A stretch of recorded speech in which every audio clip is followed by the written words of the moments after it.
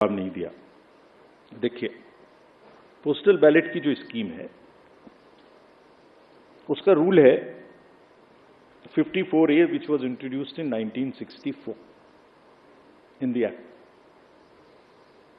उस समय में बहुत सारे पोस्टल बैलेट्स नहीं थे।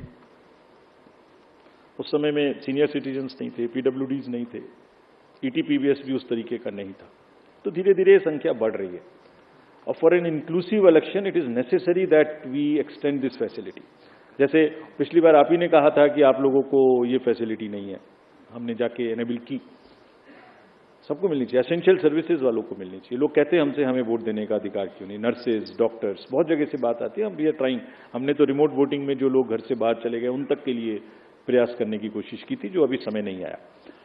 तो ये जो एक्ट कहता है, जो रूल कहता है, वो क्लियर कहता है कि postal ballot counting will start first. So on all centres in the country it will start first, no doubt about it. After only half an hour would start the EVM counting.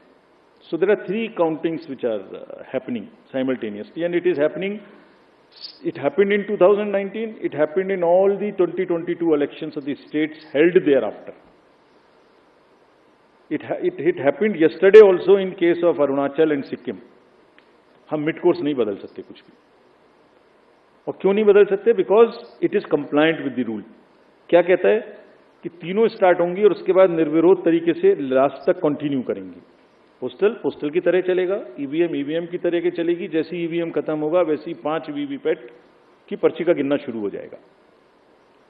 और आप लोगों की general जानकारी के लिए, almost majority of the booths में postal ballot की संख्या कम है, तो वो वैसे ही ऑटोमेटिक पहले खत्म हो जाएगा। It will continue like this. This is what I wanted to से।